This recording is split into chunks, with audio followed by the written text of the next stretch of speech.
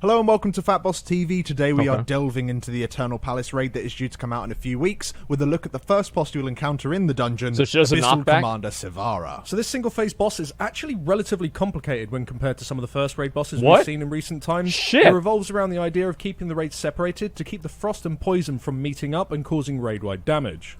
So this is basically just like that boss in Hellfire Citadel. What was his name? Zul'Arak. That guy was a real cop. So how does this work? Well, right at the beginning of the fight, the boss will mark half the raid with frost and half the raid with poison. Okay. These debuffs deal a small amount of ticking damage, and both have an additional effect. Frost players have 5% reduced movement speed per stack, and poison players take 5% reduced healing per stack.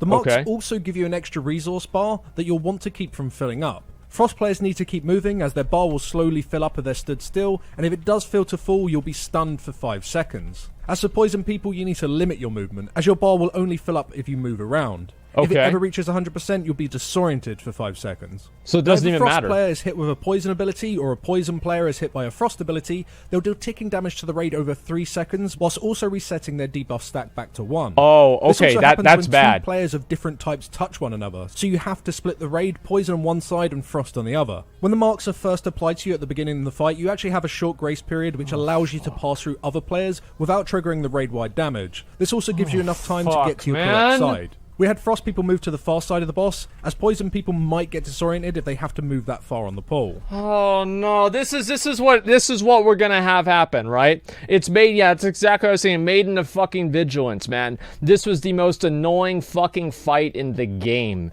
I hated this shit. And I kind of like the idea whenever the bosses are very difficult. The first one's hard, and that way the nubs can't even get into the raid.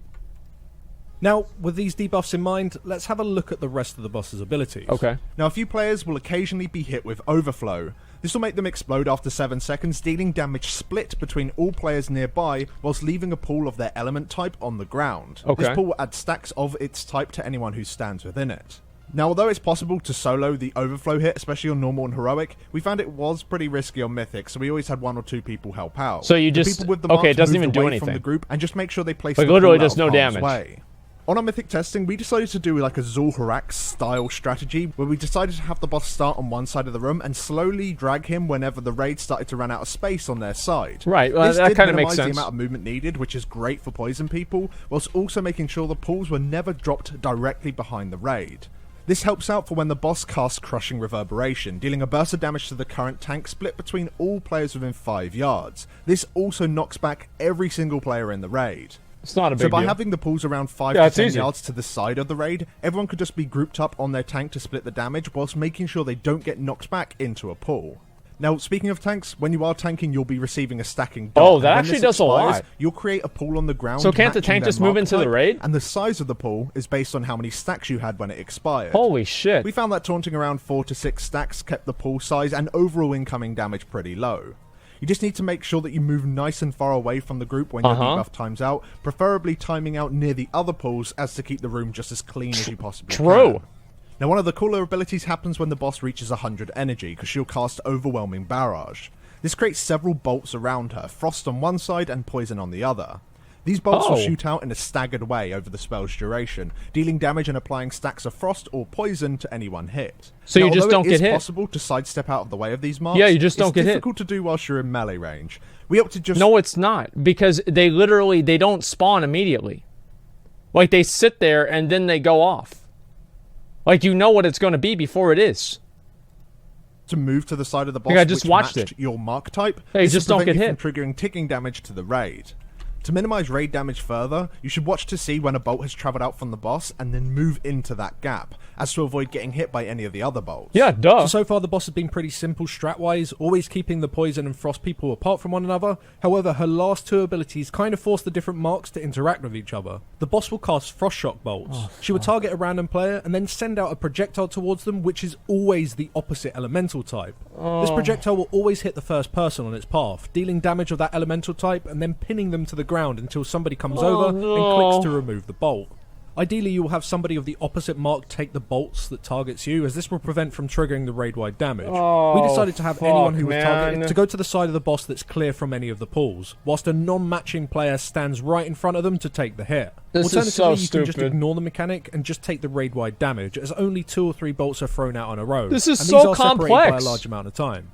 Lastly, the boss casts inversion. This will swap the mark of around a third of your raid. This also routes them for 4 seconds. At the end of the route, anyone within 4 yards that doesn't have the same mark will then begin to proc the raid-wide damage. You need to make sure you move away from those players. And the best way of countering this is just being pre-spread before the ability even comes in. After your debuff is changed, you then want to move to the side that matches your mark. When moving over, people really need to make sure they give them a clear path to the other side, as you don't really want to be touching each other and causing the raid-wide damage. Inversion on Heroic also changes the colour of all the pools on the ground. This is actually pretty useful, as this gives anyone nearby a way of triggering their raid-wide damage and resetting their stacks if they happen to be excessively high. And that's really the last thing you need to worry about on this fight, which is the stacks of the debuff. With the overflowing debuffs that need to be soaked, applying a decent amount of stacks each time you do so, and players likely getting hit by the barrage bolts of their type, player stacks eventually going to get pretty out of control. We found that resetting your stack by deliberately taking the opposite damage type when you reached around 5 to 7 stacks was a pretty good idea, especially if you are poison marked, as you are taking a decent amount of damage whilst receiving much less healing. But you do need to be smart with it. If a large amount of your raid all resets the exact same time, you're almost certainly going to wipe, so you need to do it in a staggered fashion across the entire encounter. But that's everything with the encounter. As you can tell, there is a fair amount of stuff going on for this first boss, and arguably you actually had to have a decent strategy to get anywhere on the PTR. Okay, I think I figured out the strategy that we're going to use for this boss tomorrow. Let's go ahead and finish up the video and I'll explain it. That said, we need to emphasize that this is the first boss. Chances are you're going to just zerg this guy down and won't need to have such an organized strategy when it comes to the live version of this fight. But we just wanted to show you what we did, just in case they decide to make this boss as hard as it was on PTR. Okay. But anyway, what do we think? So yeah, as you said, for a first boss, this guy really does have a lot of moving parts, which isn't necessarily The fuck do you mean he's got a lot of moving parts? He's got more moving parts than every single boss in Molten Core combined. Like, this is insane. Like, that's the first boss? The first fucking boss has got all this shit going on? I don't even know what to say, man. This is ridiculous. Just skip the boss. We can't. It's the first boss. We've got to kill him. He drops loot. How can we skip something that drops loot? It doesn't make any sense. Thing. Usually they want a boss which is like has maybe 1 or 2 key mechanics, and usually it's more like cinematic than anything else. Yeah. Usually it has like a cool gimmick, like, you know, when you went down the elevator on Talok, or it's just very simple, like the Champion of Light encounter in BOD. Yeah. That was a Normally, joke. the first boss would allow pretty much, you know, half of the group to not really know what's going on at all. You can kind of brute force it. That's right. Time. But it seems like everyone is actually going to need to be on the same page when it comes down to This is so bad, it's man. having like 1 or 2 players This is so constantly bad. clocking raid-wide damage because they're just completely oblivious to what's going on is very likely just to wipe your raid group. But overall, I am a fan. On Heroic, this boss was missing a whole lot of polish when it came down to like ability clarification, but after Mythic testing, it did feel very, very good. Things are well telegraphed and easy to read, which is mainly why we've been showing you the Mythic footage for most of this video, if not all of it. Heroic testing was a complete mess. It was. Alright, so I'm going to go ahead. I'll explain my strategy that I want to use. Theme with the different marks, and the mechanics interact in simple yet interesting ways. So here's basically what we're going to do. Is we're going to have generally 2 different sides of the room that people spread out on, and we're going to pop heroism. We're only going to like 3 or 2 heal it, and we're going to try to burn her down so fast that none of the mechanics matter because she's dead. And so that's basically the plan. Is so we're going to try to just burn her down so fast because it's the first boss, right? And because the thing is that if she's dead, she's not doing any mechanics. And all of the mechanics here, like, we can lose some people, it's not a big deal. Like, she doesn't have that much health. So it's the same as, like, people would even be able to speed kill Zul'Arak almost, right, at the end of a HFC. I feel like this is by far the best strategy that we can use. And that way we don't have to rely on people knowing anything about the fight. That way we don't have to rely on people doing the fight correctly. We don't have to rely on anything. All we do is we sit there and then people just do it or not. Social wiping. No, we're not going to wipe at all. It's going to be completely fine. Thinking's hard. Well, it is hard. For people that are in like a pug or something like that on day one, yeah, they're going to be fucking terrible. So the best thing that I want to do for them is make sure that I don't let them basically fuck themselves up, right? And I want to just get the boss done as fast as possible. That's what matters. Yeah, we don't want to have any sort of a strategy. Nothing like that. We just run in there and we kill the boss. That's it. Okay, so it's a pretty easy boss. It does leave open several different strategy options, which is generally a good thing, but I'm worried that they're just going to make this boss in such a way that none of it's going to matter. You're just going to go in, people Frost go left, poison people go right, nuke the boss, and generally Overflow can just go to the side. If the fight happens to be a long fight, that's where it starts to become interesting, where you need to That's a good idea, huh? But chances are, you are literally just going to go on either side, nuke the boss and put the Overflows to the side, and just, it will die, maybe in a messy way, but it's going to die in 3 minutes. That's right. Who cares if it's messy? Yeah, that's I think right. It's a bit of a shame because I think that is very likely to be the case because it better be the case. That's my plan. I think maybe this boss is in the I'm wrong counting place on that being the case. Maybe instead of him being first, he could have been second or third, and you could have put the water boss first. Well, okay, so that's basically what it is. All right, let's go with the next boss here. What's the second boss? Blackwater Behemoth. All right, let's see what this one is.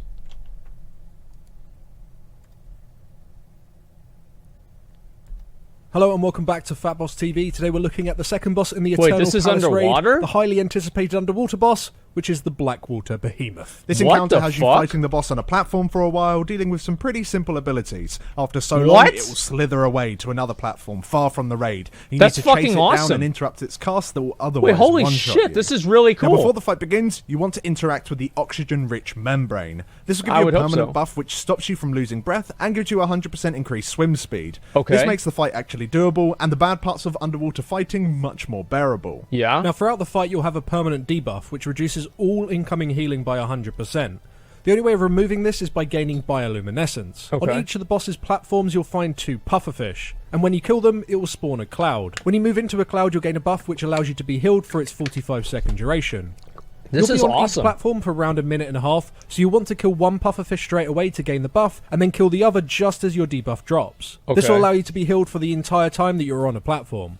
Staying in the confines of the platform is very important. If you have the bioluminescence buff whilst above open waters, you'll gain a new 5-second debuff. And if you don't leave the open waters, you'll be one-shot, as a deep-sea lurking monster will shoot out from underneath you. Oh, shit. Now, tanks, you don't actually need the pufferfish to gain the bioluminescence buff. Oh, shit. The boss will apply a 15-second debuff, which essentially does the exact same thing. Tanks do still need to swap on the boss because he does gain this a is really, really cool, man. buff, which only resets when the boss starts hitting a new target. We did this every 15 seconds or so. Okay. Whilst tanking the boss, it's vital that you stay within melee range at all times. The moment that you leave melee range, he's going to start hitting other people, or he's just going to do massive raid-wide damage. So he's stuck in place, Now, basically. moving on to some of the stuff the boss does to the raid. Aside from occasionally sending out some dots on players with its toxic spine attack, which simply just needs to be out-healed, the boss will cast Shock Pulse. This cast will push all players away from the boss over its cast, and at the end it will deal a burst of damage to the entire raid. Now, the further from the boss you are when this cast ends, the less damage you take. Okay, so you want so to you be just have to reasonably run away. far from the boss when the cast ends, but you want to make sure you stay on the platform, as otherwise a fish Wait a second, the Demon Hunter and the Rogue just stood in melee, I'm pretty sure. They didn't even move. will come and eat you, and tanks, just make sure you get back to the boss nice and quickly. Okay. Now, the last ability the boss will cast whilst on the platform wasn't actually active when we last tested the boss. This is the boss's bioelectric feelers. Every 4 seconds, the boss will do a scan of the raid. If it finds any players within 5 yards of one another, it will shock those players for 50k. This damage doesn't seem to ramp up with the amount of players in the clump, but 50k damage per 4 seconds on the entire raid seems like something that you'll want to avoid. Yeah, that's pretty This will force bad. you to spread 5 yards apart from each other, something that might be difficult if you don't take the vertical space into account. Now, how this interferes with players picking up the pufferfish cloud is somewhat unknown, but it's safe to say that you'll either all want to pick it up at once and just take a few hits on the raid, something that could probably easily be countered by cooldowns, or you want to pick up the buff in a staggered way, reducing the amount of people hit by their bioelectric feelers. Just do make sure that you pick up the buff before it despawns. So we're just gonna have everybody run in there and pop CDs. Like, that's easy. Like, we can probably do that stupid ass shit on Heroic too, even. Like, it's not even gonna be a big deal. Alternatively, this ability might just be up for certain periods of time, meaning that you'll want to get the buff whilst the boss isn't scanning for players. We just don't know at the moment. Either way, once you've fought the boss for so long and it has gained 100 energy, it will slither away to a platform far from the group and begin to cast Cavitation. And that's whenever you have to interrupt If this cast does go through, it will deal 370k damage to the group every 2 seconds. So you need to get to it and interrupt this before it wipes you. Okay. So you will need to travel through open water, which will kill you after 5 seconds if you have that bioluminescence buff. So you need to make sure that is dropped before you start swimming across. Oh, wow. Towards the back of the platform, slipstreams have formed. Moving into one of these... So if you have the bioluminescence buff... I see. So if you go over open water with the bioluminescence, then the things will eat you. So you have to wait for the debuff to expire, then you have to run over. So you can't just pick that debuff up whenever. That's actually really good. I like that a lot, because there's no way you can make it over from like point A to point B in like 5 seconds. There's no fucking way.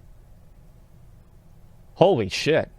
These will give you an 11-second buff, which increases your movement speed whilst forcing your character forward. You need to navigate towards the boss whilst avoiding jellyfish that are scattered along the route, as touching one will give you bioluminescence, attracting the one-shot fishes. Once we reached the new platform, we waited for everyone to arrive before interrupting the boss. That's real good. I like that a lot. Repeats from here. You just gain a pufferfish buff at the start, deal with the boss's abilities, gain another pufferfish buff 45 seconds later, deal with the boss's abilities. Right. The main change between the platforms is that there are now gaps in them that count as open water.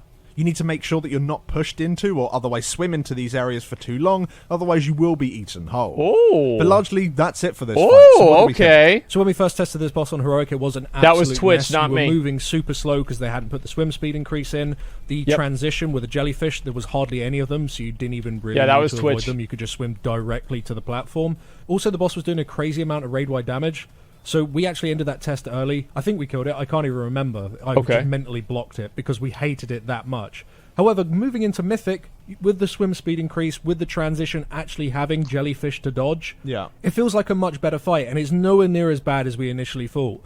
The only thing I would say, though, is that have they been a little bit tame? They've definitely got the underwater theme down, because, well, you're underwater, there's fish that will jump out and eat you. It's so cool. So they got the theme down. But mechanically, did they play really safe here? Could they have done more things that are sort of surround the whole idea of being underwater? Well, of course they could have, but here's why Blizzard doesn't want to do that, is because basically the boss, I mean, look at this, look at the boss, right? He literally does like 2 things. He does 2 fucking things. He does the fucking electrocution whenever you group up with somebody, and then you can get eaten and he runs away, and you have to interrupt him. Like, this is the easiest fucking boss in the game. And Blizzard doesn't want to make it too hard. Why do they not want to make it too hard? Is because they expect everybody to hate underwater fights. So because everybody hates the underwater fights, then they want to make it as simple as possible, right? I think that's really the main reason, is they're afraid to make people do something that they don't want to do.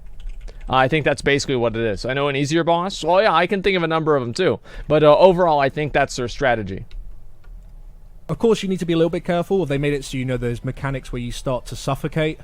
You know, you're physically running out of breath. There's so many ways you could cheese it. You just stack druids, they go in aquatic form. Yeah. You know, undeads, they have slightly longer time in which they can breathe in. I think that's still a thing. There's I think they're like can't they like breathe forever now? From like underwater as an example. Exactly, yeah. So, you know, they are limited somewhat. I don't even know what I would personally add. I just feel like they could have done something more that somehow worked with the idea of being underwater. And even if they didn't do that, I think just the general mechanics as they have now, of course we didn't get the opportunity to see the feelers, but could they have added more mechanics, especially as the fight goes on? Because as you move from one platform to another, it's essentially the exact same thing, except the platform is slightly smaller, or it has gaps in it. That's not really a big deal. Things, you know, such as the it's not a big deal at all. It makes it a little bit more difficult, which is kind of cool. But could they have added something else? Could there be megalodons coming out the wall and chomping at your feet, applying dots to people, or some shit like that? One-shot. There's a megalodon chomping at your feet. That is a one-shot mechanic. You get what I'm saying, right? I do get what you're saying. There isn't really much this boss fight does use, seem apart awesome. From being spread out, and if your raid I size like is this small a lot. enough, you don't even need to go up. You could still be 5 yards spread in a 10-man group easily. Probably even a 30-man group if you really wanted to. Like, if you're like, yeah, fuck you, Blizzard, I'm not going to swim. You, in theory, could all be on the platform still. So it would be interesting. Maybe there are like slipstreams that will try and push you off the platform if you're at certain heights. The whole idea of using vertical space. They could definitely do a lot more with that idea. But yeah, maybe they're just trying to play it safe. It is, as you said, kind of like their first underwater boss in a while. Maybe they're just... It's the first underwater boss They're ever. afraid. Well, yeah, I suppose. It might be one of the 5-man, like a long ago that I've I can't forgotten remember about. one, at but least. with a raid Like, boss. yeah, that's actually a good question. When was the last time that Blizzard actually did do an underwater boss? I want to just go ahead and pause here. That one's basically over. I want you guys just to see me get this mount here real quick. SSC? I mean, I don't even really consider SSC, like, really an underwater boss. Like the lurker below? Yeah, I don't think they've really ever had one. Watch me get the mount right here. Watch me get the mount. Watch me get the mount.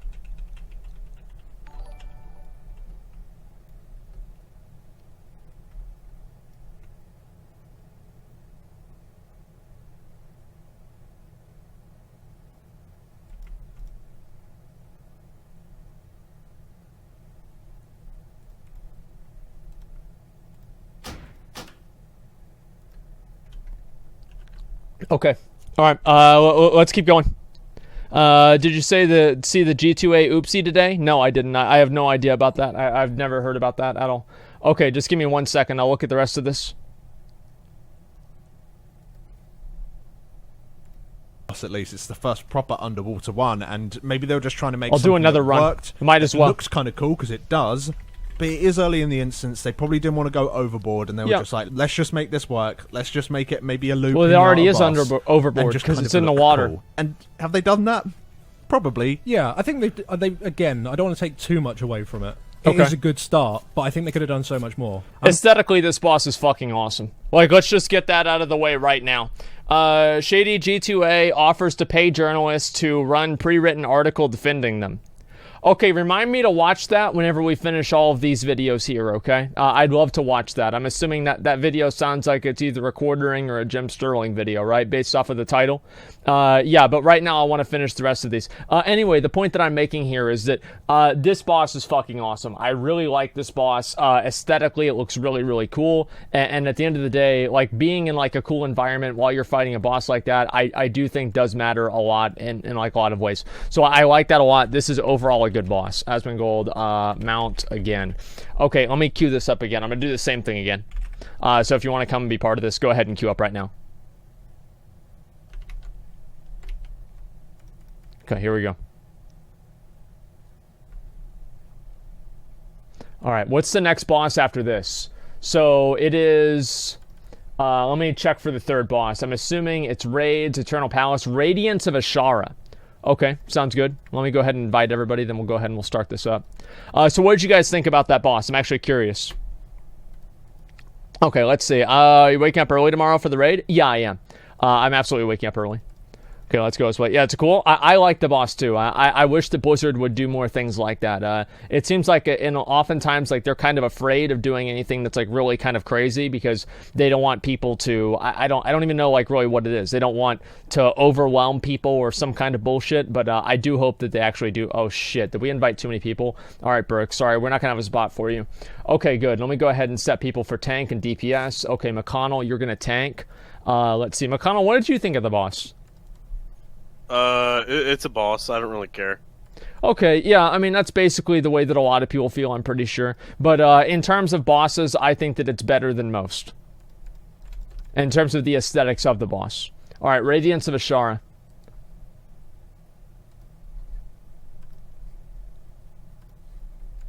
Hey guys, and welcome back to FabBoss TV. Today we're looking at the third boss in the Eternal Palace with the Radiance of Azshara encounter. This two-phase fight takes place on a massive ring-shaped platform. Mechanically, the fight is very similar to Wrath of Azshara, the boss from the Legion 5-man Eye of Azshara. Hey, again guys, hey, again, you don't use up your good ideas. If you have one good idea, do it again. If you have a really, really good idea, do it again after that again. Accrues go DPS, don't go tank. Yeah, it's just that fucking simple. Mechanics, as the waters surrounding the platform deal massive ticking damage, killing you pretty quickly if you fail. Let's start off by explaining Phase 1. So for everyone to watch out for is the tornadoes. These spawn throughout this phase very frequently and are the most annoying thing in the encounter to deal with.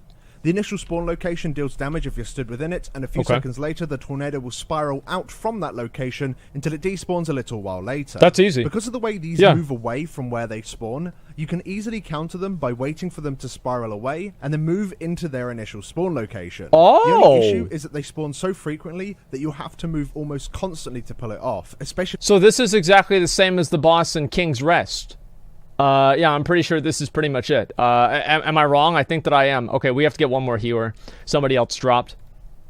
If you stack the entire raid. Yeah, that's which good. Might work for some classes, but for casters, it's not great. You can, however, spread around the entire platform to generally spread the tornadoes out, and this is what we did for the most part, and it seemed to work well. Alright. You do need to be careful not to spread too far from the raid because of two other mechanics.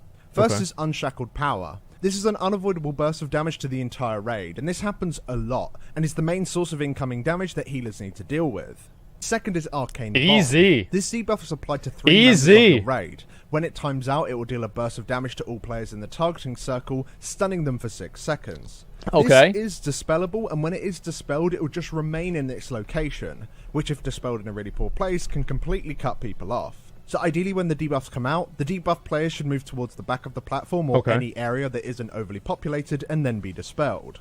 Lastly to mention for this phase is the tank debuff Tide Fist. This is a 2-second cast that deals a burst of physical damage and increases your physical damage taken by 200% for 20 seconds. So I love how, like, Blizzard, this happened in Wrath. Blizzard got this idea in their head that every single boss needed a tank swap mechanic. And so every single one now has the exact same thing.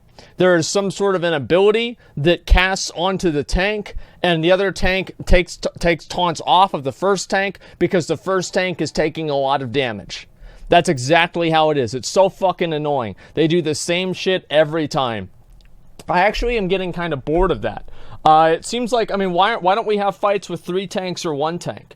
It makes things more exciting. Why don't we have a fight with 4 tanks? You know, make things a little bit more exciting and even more so, right? It's like every single fight is supposed to be done with 2 tanks. I think they're not thinking outside of the box enough.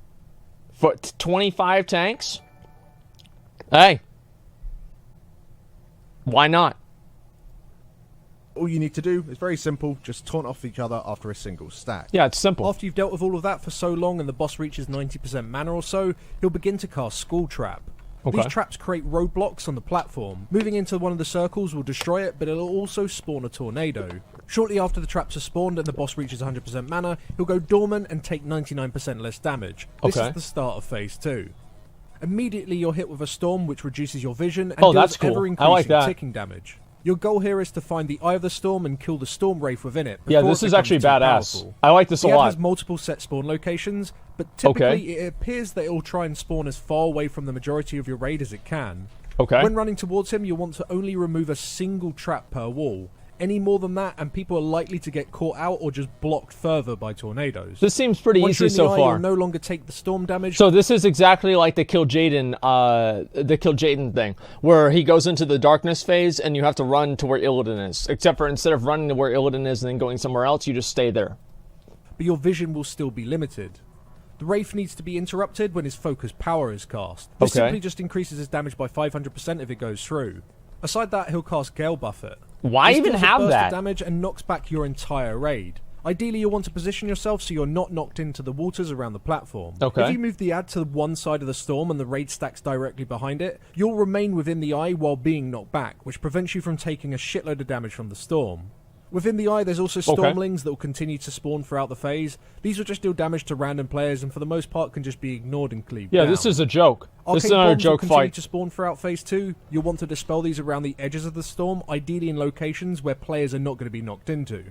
Once the Storm Wraith is dead, the boss will re-enter phase 1 again, and from there, the fight just simply repeats. And that wraps up the boss. But with all of our boss previews, what do we think? Yeah, it's not a terrible encounter. It's very simple, and for the most part, the mechanics are pretty self-explanatory, which works well on a boss that's early in the Thank God! Some people have commented on the fight saying this it's is good. Easy for Blizzard to copy and paste a 5-man boss, which I can understand. What do you mean? Copy and paste a 5-man boss? Like, they've been doing that forever. It's not a big deal. Like, I'm okay with that. That's okay. Look at Dragon Soul. Like, most of the bosses in Dragon Soul were copy-pasted to begin with.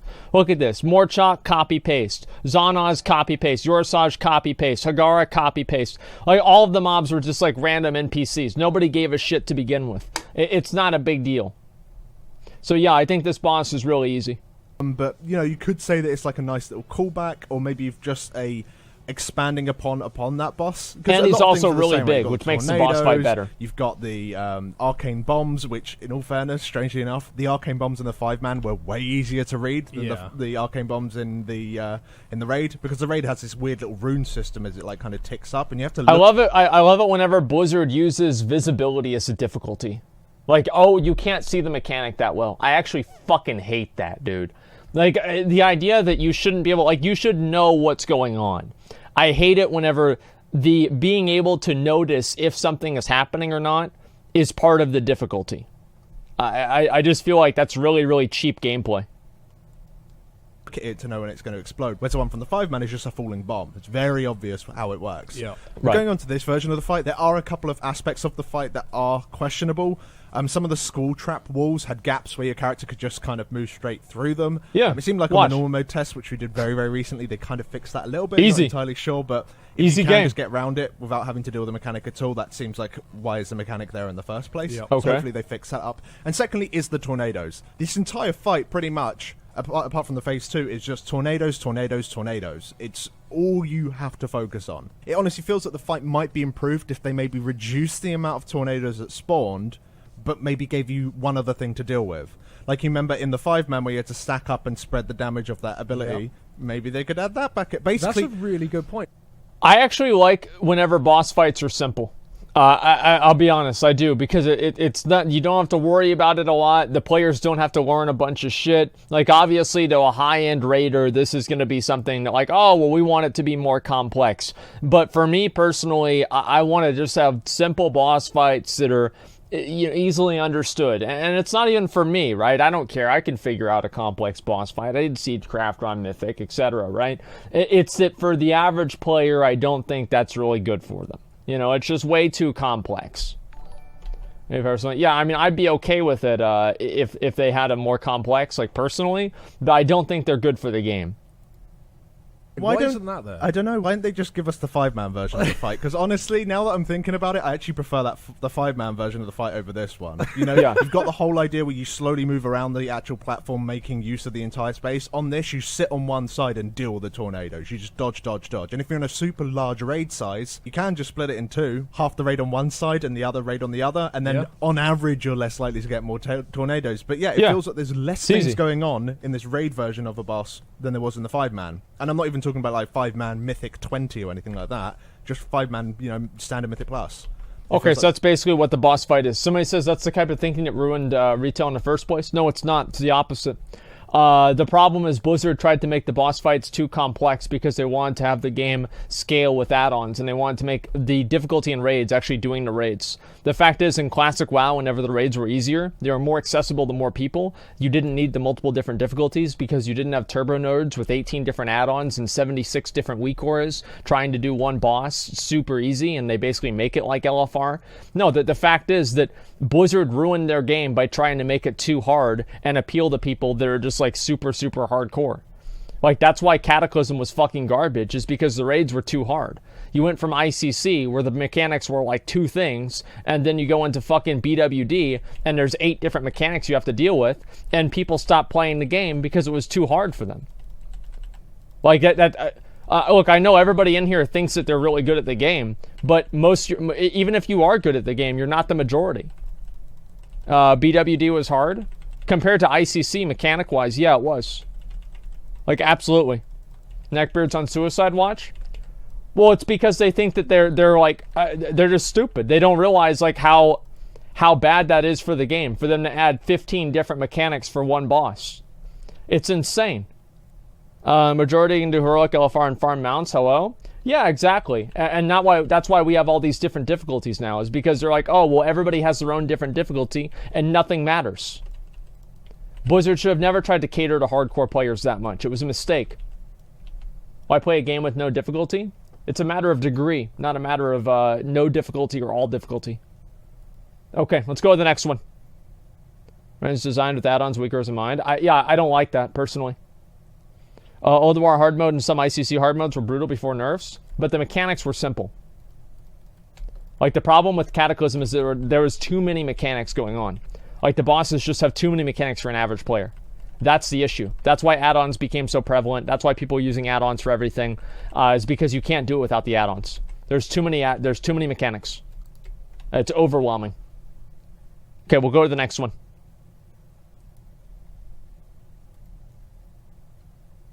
Lich King Heroic was not easy. Do you know why the Lich King Heroic wasn't easy? Is because you only had 15 attempts to kill him. Do you genuinely think that the players in Method wouldn't have killed Lich King Heroic if they had 700 attempts like they did with KJ? Of course they would have. 50, not 15. It was 50 across the entire raid, I thought.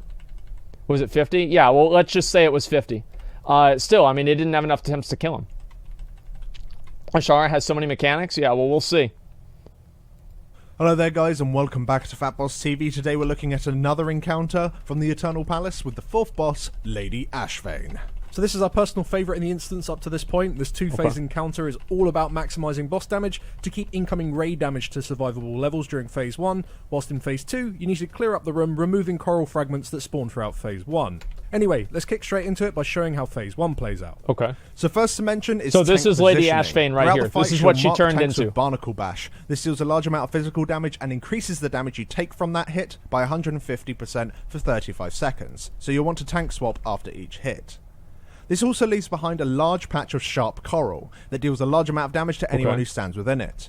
You want to slowly move the boss around the edges of the room as these spawn. However, you may also need to move because of the coral growths. These spawn randomly throughout the room on a timer, so just dealing bursts of damage to anyone that's within their landing zone. These coral formations will remain stationary throughout the fight. When the boss casts Rippling Wave, every coral growth will spawn a bubble that will begin to travel towards the boss.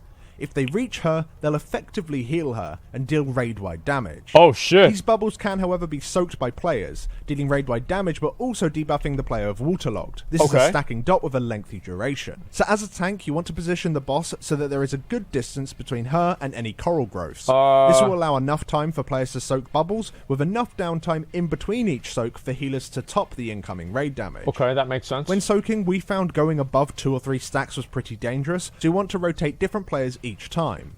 The bubbles come in every 30 to 40 seconds or so, and as more coral growths spawn, the more you'll have to soak, to the point where it's no longer really manageable. So you just have to kite her around. From spawning is by entering Phase 2, this boss which is awesome. done by destroying the boss's carapace. Yeah, I like this a lot. This is displayed as a large absorption shield. This is actually really cool. 40% of her maximum health, and this is why you need a lot of damage. You've got to break her shield before the phase becomes unhealable.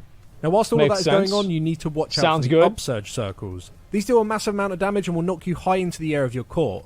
You've just got to be quick to avoid them, especially when bubbles are being soaked. Last to mention is the Briny Bubble. This debuff is applied to 3 members of your raid, including one of your tanks. When the debuff times out, it will cause all players within the targeting circle around each debuff player to be encased in a bubble, which will incapacitate them until the bubble is destroyed. Players that are bubbled will also take moderate ticking damage. On our heroic and mythic testing, we tried to stack these players so the bubbles could just be cleaved down.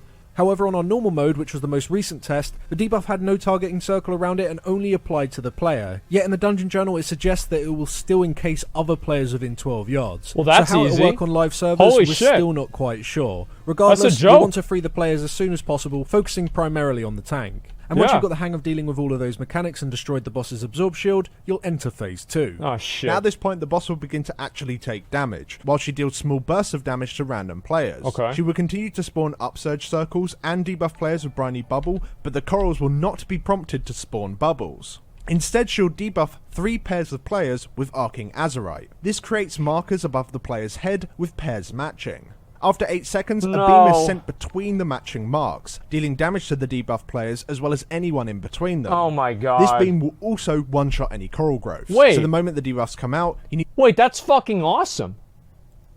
Wait, no, that's real. Look at the marks right there. So you've got the anchor and then the anchor.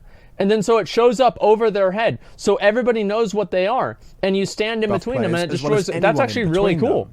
This beam will also one-shot any coral growths. So the Does it moment that one-shot debuffs players? come out, I wonder. you need to identify where your matching mark is and stand in such a way that maximizes the amount of coral that you destroy, while simultaneously dodging any of the beams from opposite marks. If done correctly throughout the phase, you can destroy all of the coral formations before you re-enter phase 1 for a second time. And if you don't manage to do this, you'll go into phase 1 already behind. Ultimately, this could lead to a wipe later on down the line as you fall behind on the bubble soaking damage.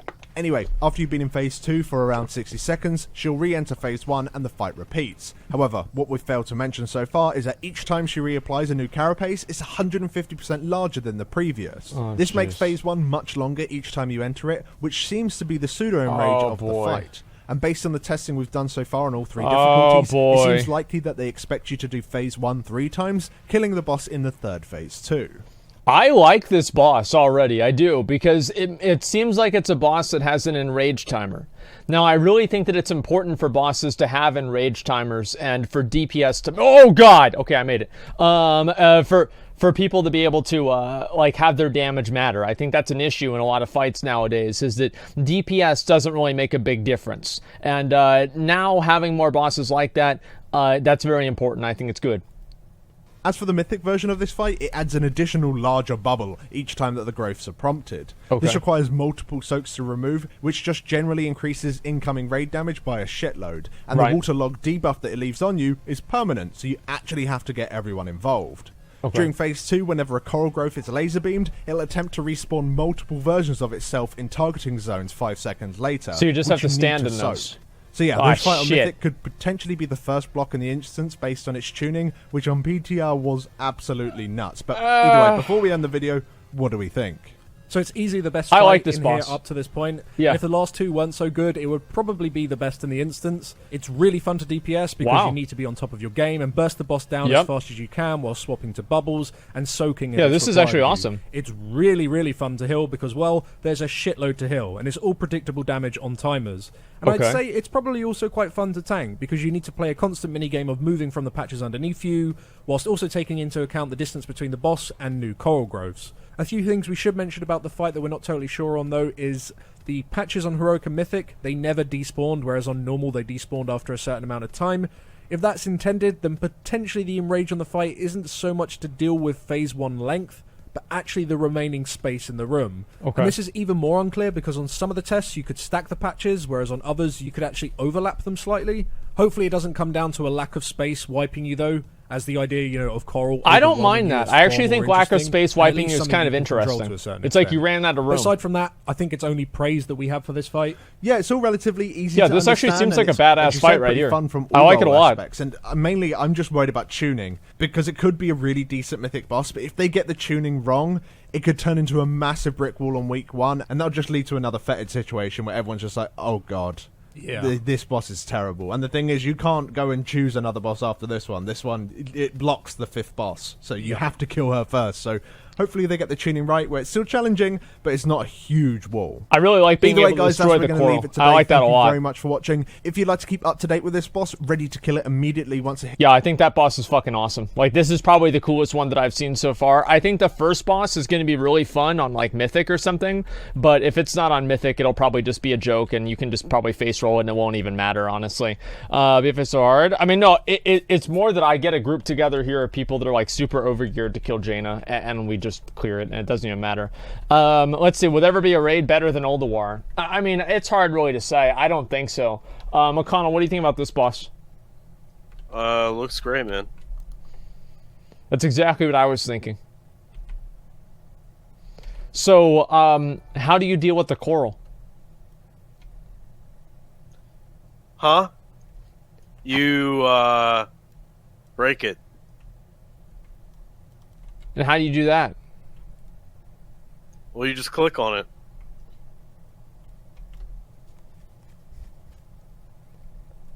All right. Tomorrow's going to be real interesting. I can already tell. This is great. Okay, let's go to the next one. And I'm assuming Oragosa is the next one here. Hey guys, and welcome back to Fabboss TV. Today we're looking at the 5th boss in the Eternal Palace with Orgorzoa. This 2-phase encounter takes place in 2 different rooms separated by a ramp covered in traps that you need to avoid. Anyway, let's jump straight in and talk about Phase 1. Oh, what So the to start fuck? off, let's talk about the tanks. Now, this All right. boss hits insanely hard, like harder than anything else you've seen so far this expansion. However, the boss will slowly stack His health isn't even going down, desensitizing though. Sting on you, reducing all incoming damage you take by 10% per stack. Yeah. Now, at 10 stacks, you will instantly die. Yeah, his you health need isn't to going tank swap down. before this. However, as you won't have any stacks on the pool, and whenever you What do you initially mean? tank swap, you want to make sure that you have cooldowns chaining until you at least have a couple of stacks. Okay. Now, the Sting debuff isn't just great for countering boss damage, it's super useful for the ads. On a timer, 3 Zotroid ads will spawn in. These guys deal small bursts of unavoidable damage to the entire raid. Okay. And if they're near the boss, they will gain a 50% damage dealt and reduced damage taken buff, so you've got to tank them 15 So this is the yards same as away. like the second boss in DPS need Crucible. to swap to the ads and just kill them off before the next set That's fine. spawns in. However, when they die, they do leave behind a splatter puddle. These will explode after 5 seconds, dealing lethal raid-wide damage unless you soak them. But when you do soak them, they still hit incredibly hard, so this is where your Okay. tanks come in. By having the tank swap Oh, the with moment the ads come debuff. in, providing that the ads die in time, Okay. the tank will still have sting sacks that you can use to soak the puddles. Of taking far course. less damage than any other raid members. That's smart. And if that tank stacks did happen to drop for whatever reason, then immunities like ice blocks also work Holy well. shit. Yeah, that's actually a really Now, good aside idea. from the ads, the raid also has to watch I out like for that. dribbling Ica. These circles come in 3 waves and cover large areas of the room. Getting caught deals massive damage, potentially lethal damage on Heroic and Mythic. Okay. Now the gaps are easy to get to, you just got to stop casting and immediately move when they spawn. That's simple. Last to mention for the So that's gonna kill basically half the raid. I just want to make sure you guys understand that. That's gonna, yeah, that's basically like the Stampers in Hands and Friends. Like, I'm pretty sure that's a pretty good analogy. Real quick, I want to show you guys myself getting this mount here. Watch. Watch me get the mount right here. You ain't getting shit. You're never gonna get this mount, ever.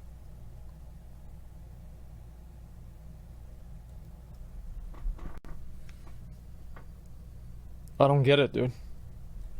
Like, why did they not give me the mount, man? Like, all I want is this mount. Like, I literally, I don't want anything else right now. I just want this mount. And Blizzard won't even fucking do it. Like, the new Well, they raids... don't like you, dude. I guess not. This is fucking ridiculous. Do I even have another character that I can even do this on?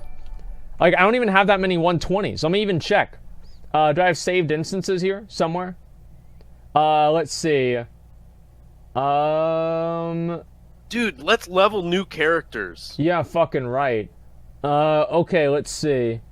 I don't even think it shows it on here. So, the mounts for I don't even fucking know, dude. This is so dumb. Okay, let's see. I don't even think Asmongold can zone in. That's the problem. Oh, I can do it on my Horde. Wait. Can my Horde even do it? Like, what's the item level for doing this raid? Like, I don't even know. Let me double check and see if my Horde can even do it. Is it 350? Oh, no. Oh, no. I don't think I have 350. Well, I'll double check, but we'll see what's going to happen, okay? Let me just go back to this video. phase is the incubation fluid.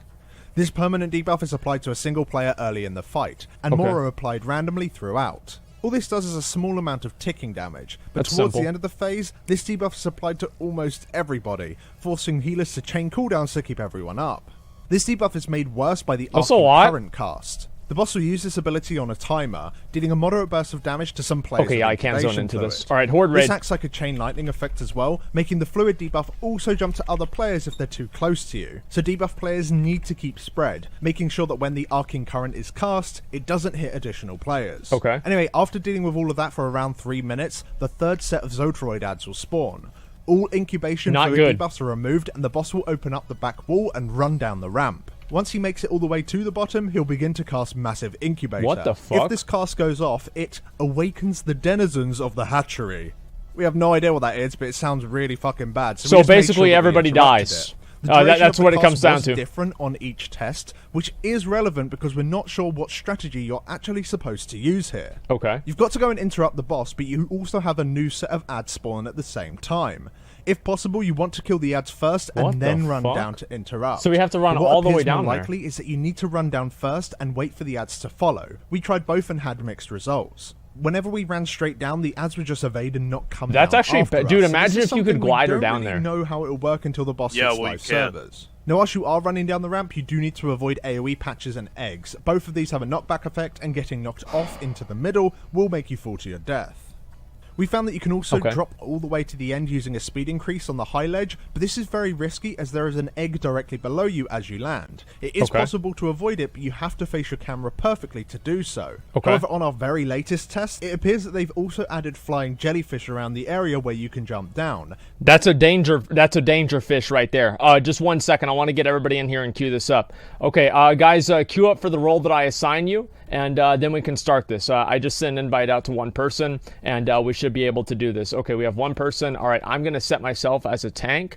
And yeah, don't you... I don't want a tank, dude. I'm not a tank. I know you're not a tank, dude. Trust me. I don't tank ever. Okay, I understand that. All right, let's go back over here. We'll queue it up. All right, guys, please queue as the role that I assigned you. And these jellyfish just one-shot you if you're too close to them. So it's likely far safer just to go down the ramp rather than trying to completely avoid it. Regardless, once you're at the bottom and you've interrupted the boss, Phase 2 will begin. This phase is mechanically identical to Phase 1, you just have a far larger room to play in. You'll also have 3 new ads spawn, and which ads you get seems to be entirely random. They don't seem to have any set spawn pattern. You can get warriors, which are named Myrmidons in the Dungeon Journal, which will cast Aqualance at random players. This deals a burst of damage and leave behind a patch of ticking shit, so you just gotta make sure as soon as you're targeted that you move towards the edges of the room, just to keep the encounter space clean. That's simple. As for the witches, they will cast Shocking Lightning, which deals a burst I like of how damage they to run random away. players, as well as Conductive Pulse, which stuns everyone for 3 seconds if it's not interrupted, so it's very important that that's covered. And lastly, the Hulks. They'll cast Powerful Stomp. This will create a targeting circle around them that deals massive physical damage split between all players within it. And if no players are within the circle, then the entire raid will just take a large burst of damage. So you'll want the majority of your raid to stand in the initial circle just to split the damage. But aside from those 3 new guys, it's just nuke ads whenever they spawn, whilst dodging circles and spreading as much as you can to minimize the incoming raid damage from arcing current casts. I mean, I think that's the part that's going to fuck people in the ass right here. Whenever the water comes down, because I can imagine the water coming down, and then somebody stands in it and they die. Right, that in my mind, I figure that's going to be pretty much a guaranteed what's going to happen. And the incubation fluid debuffs. So yeah, not a whole lot going on, but of course, as with all of our PTR previews, to end the video, what are our thoughts on the fight? Yeah, it's okay. I like chasing it down. That's badass. Extremely difficult on Mythic. The incoming damage that the raid was taking once everyone had an incubation fluid debuff was absolutely insane. Yeah, it was pretty nutty. And this is made even harder on Mythic because of the way that the jellyfish ads have been changed. Way more of them spawn throughout Mythic, to the point where, well, we were playing around with a strategy of keeping them up and nuking the boss and just hoping we could kill them all at the end. Yeah, I don't know about that, dude. Yeah, the damage was really, really high. Yeah, that might be a little bit. Actually, we could maybe try that. I just cannot wait to see. I think it could potentially be a really difficult boss. Yeah, we could try that. That's a good idea. Versions of this encounter, really. Everyone kind of. We could just not kill any of the jellyfish, and just tank them away in normal mode. I bet that would work. Or maybe it would. I don't know. Has an important job. You know, tanks can't mess up their stacks or it's a wipe. DPS, if you don't kill the ads and the circles aren't soaked, it's a wipe. If healers don't chain their cooldowns towards the end of Phase 1, then it's a wipe. There isn't a lot of other mechanics going on. Just everyone in the raid does have a job that they need to execute. Otherwise, you know, the whole thing just falls to pieces. And I like that. It's very delicate, you could say. Absolutely, like, if just one thing goes wrong, then everything starts falling behind. Mainly just to the tank stacks, really. If they're just misplaced at any point, because they can ice block. It doesn't even matter. Try and reset them. It will always hit. Or the mages can ice block for the absorb. Well, that's the thing. DPS can help them because if the ads die fast. Yeah, of course. I mean, who gives a fuck? It doesn't really give you any recovery. That's more what I'm saying. So if you get it wrong, then you've really got it wrong. You know, someone's going to die, and you just need to try and get them back up and try and salvage what you can. That'd be a good idea. Maybe I could tank it in this fight. As for the other aspects of the encounter, I think the transition's really cool. Yeah, I really like the addition of the jellyfish. Because when we first tested this, everyone just leapt down. We just used the speed totem, and it was a complete joke getting to the bottom. But nowadays, those jellyfish, is really unclear whether or not they're the things actually one-shotting us. I'm pretty sure they are, but some people managed to make the jump, other people didn't, so just to err on the safe side, just for the first week of Heroic, I would probably avoid going over that gap, just for now, just go until people understand what's going on.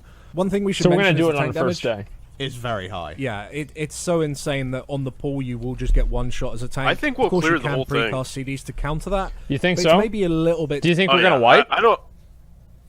Yeah, we'll definitely wipe, but I think we can do it.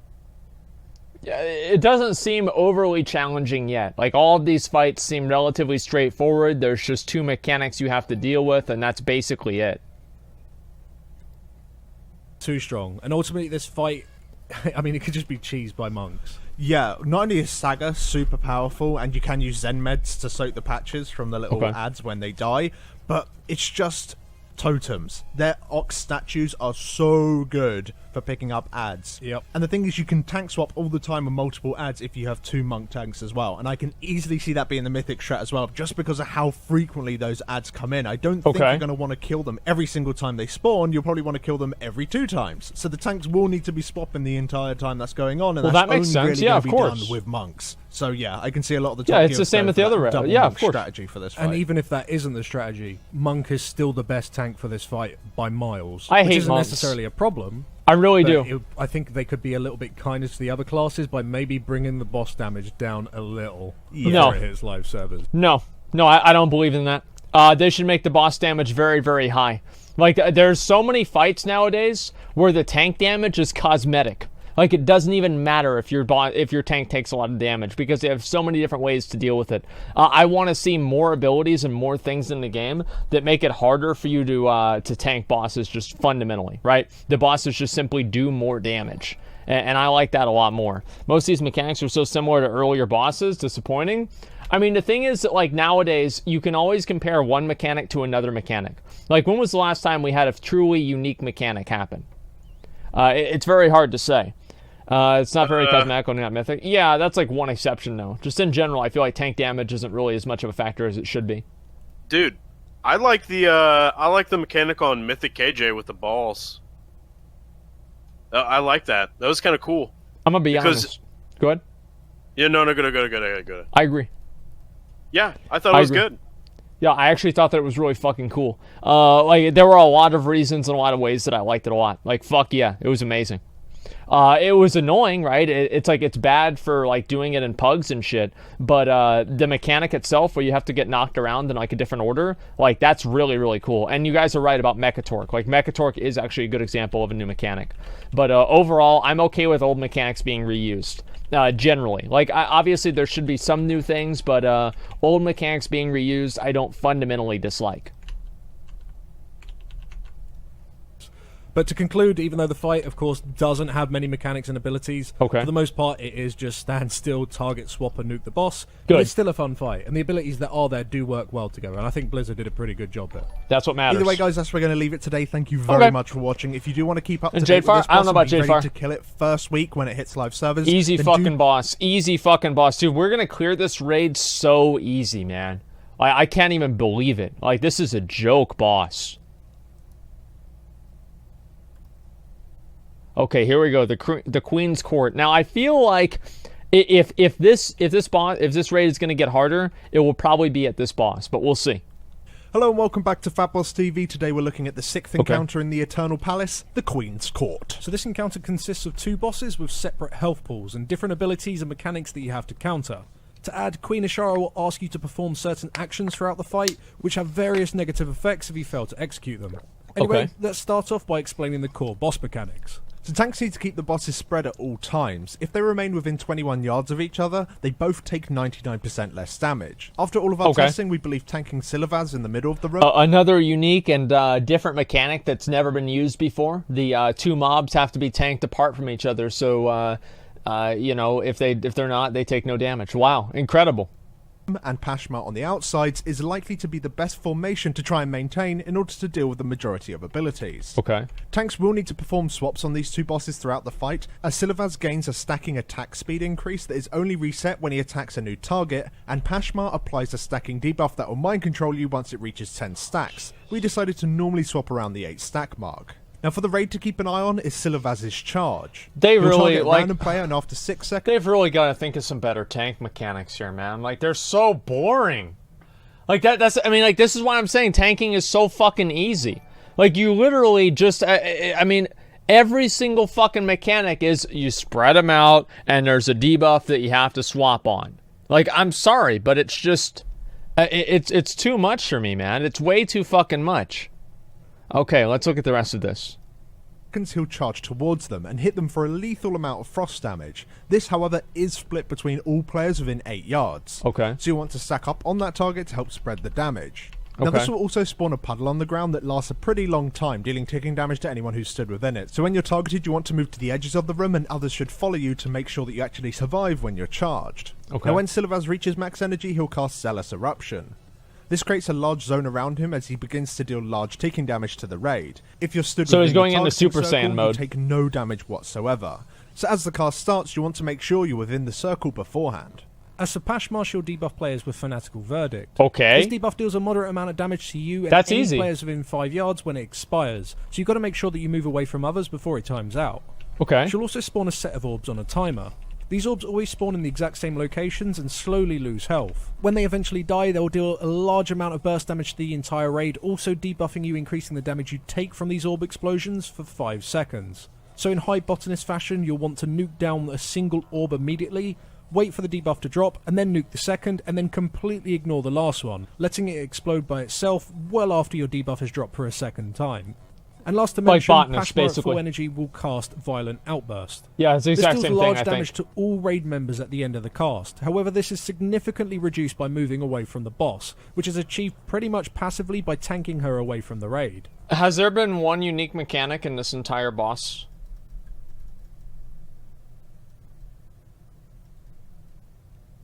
Like, you have the botanist balls, you have the conclave run into the circle thing.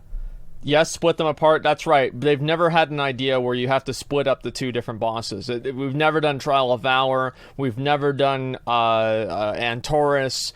These boss fights don't exist. And let's see. Wait for it? Okay, alright. We'll see if this changes. With her stood far away from the raid, you will want your ranged DPS to focus her down, while primarily Okay. melee focus on Silavaz. You do, however, need to keep a very close eye on boss health throughout the fight, as when the bosses reach 1 health, they'll begin a long cast that will heal them for a shitload. And this is only interrupted when There you both go. bosses are killed at the same time. Yep. So DPS will have to swap throughout the fight just to make sure that heal never goes through. Right, That's just all like of the first boss's boss in mechanics. Crucible. We do, however, have Queen Azshara being a nuisance with her decrees. So this ability is cast on a timer, forcing you to deal with 1 of 5 decrees. The order you need to deal with them does seem to be set, however in one of the earlier tests it was completely random. Okay. All that we do know for certain is that it doesn't seem possible to get the same one twice in a row. Let's have a look at these. So form ranks causes multiple circles to appear in the room. If these Alright. circles aren't quickly stood within, they'll explode, dealing massive raid-wide damage. These are typically spawned towards the middle of the room, usually very close to one another. This also overlaps with Silavaz's Zealous Eruption cast, which is why tanking him in the middle of the room is a pretty good idea. Okay, Another so one you you'll just get is stand in 'em. Repeat Performance. This debuff is applied to the entire raid for 30 seconds. All it simply does is silence and pacify you whenever you cast the same ability twice. Wait, so it's literally punishing people for being bad at their rotation? Like, that's amazing. Okay, so there's a genuine fucking mechanic in the game that it punishes players for being bad at their rotation. I think that's really funny. Demon Hunter? Wait, what? Don't monks already have that as a mastery? I don't even know. I have no idea. Is that true? That's still true, right? Yeah, it's like yeah. What's it called? Combo something, I don't know. Hit combo. Combo breaker. Combo strikes. Combo breaker. strikes. Okay, combo breaker. Let's see. Oh, Asmongold, there's your new mechanic. Yeah, there's a new mechanic right fucking there. Holy shit. All right, that's interesting. So you pretty much just got to pretend that you're a Windwalker monk until the debuff drops. Yeah. You've also got the stand alone decree. That ain't Falco. Surprisingly, it just asks you to stand alone, away from any other players. If you do get too close to others, you'll both just start taking bursts of damage. This on some of our tests also overlapped with horrible points, such as when you want to stack up for someone getting charged, and again for Zilavaz's Zealous Eruption cast when you want to be inside of his bubble. Now as for the deferred sentence, it asks of you to move. While she stands still, you'll just gain a stacking debuff. This debuff itself doesn't do anything, however at the end of the decree, 30 seconds after it initially came in, all of your stacks will just simply explode, dealing a shit ton of damage to you. Fortunately, you can keep your stacks under control by moving. Each time you move, your stacks will reset, and you'll just take a small amount of damage per stack. Oh, okay, I like that. Keeping your stacks around the 3 or 4 stack mark at most was safe. So if you're just AFK, you die. The Obey or Suffer decree. That's this awesome. Makes it so whenever you take damage, you'll become healing immune for 5 seconds. Now this sounds absolutely terrifying if you're a tank, however when the healing immunity drops, you can't gain it again, or at least it doesn't seem that you can, for at least another 5 seconds, allowing healers to top you up in between healing immunities. Okay. As for everyone else, yeah, anti-asthma mechanic, exactly. Just don't take damage regularly so your healers can keep you topped up. Alrighty. But that's it for all the abilities and mechanics in play for the fight on normal and heroic difficulty, and for live it really does seem that the only significant points for you to progress through will be overlaps with decrees and other abilities directly from the bosses. Aside from that, it's all very simple and pretty easy to counter as long as you're paying attention. As for the mythic version of the encounter, it's a pretty large step up.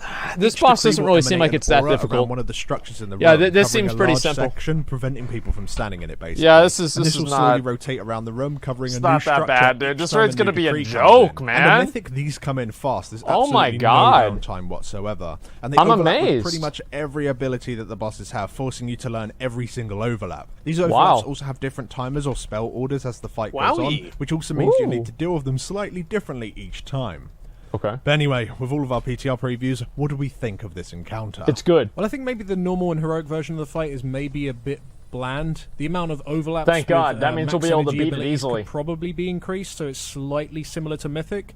But then you can just tune it in such a way so that it is okay if you don't necessarily execute it perfectly every single time. I would hope so. You know, dealing with very basic mechanics such as move out and soak the charge, move out with a verdict, stand in Silivaz's circle and move away from Pashmar's circle. Seems simple. With nothing else going on the majority of the time. Yeah, that's a joke fight. It's just kind of boring. The fight only really becomes exciting when you also have decrees to deal with at the exact same time. That while testing on Heroic, the very first test, we didn't really see much of. But on the later test, which was on normal and mythic difficulty, it did seem that they tried to increase the amount that you would see the decrees. Of course, on mythic it was all the time, whereas on normal mode, there's only a 30-second gap in between each one, and they last 30 seconds long each, give or take. So, you know, it did make it so they were quite a key part of the fight. And as you said, those parts of the fight are interesting, especially when you get standalone and you know, soak the guy. Because you're like, how are we going to deal with this? Are we just going to fire a bunch of shields at that guy? Like, everyone void stone the poor fella and try and joke save him, fight. Or are we just going to quickly stack up? We'll one-shot this one. It'll be that simple. And save the guy, which probably is the right thing to do. Easy one shot. A little bit of a decision easy one shot, boys. Make, which is kind of where the interesting parts of this fight lie.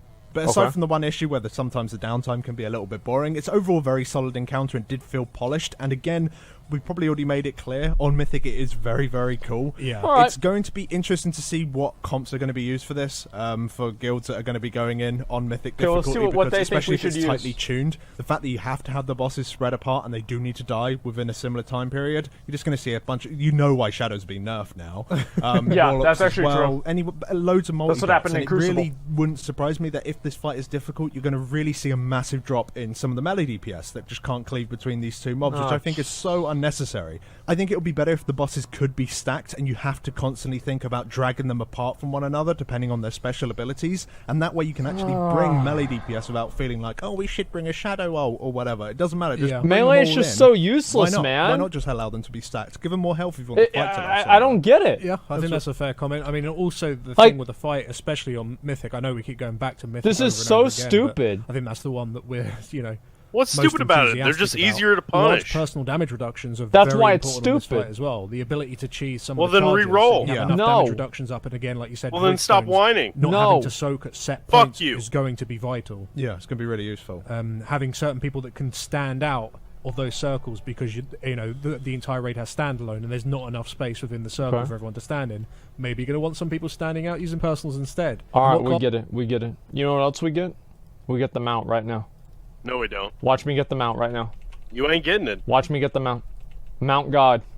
Mount God. Oh, no.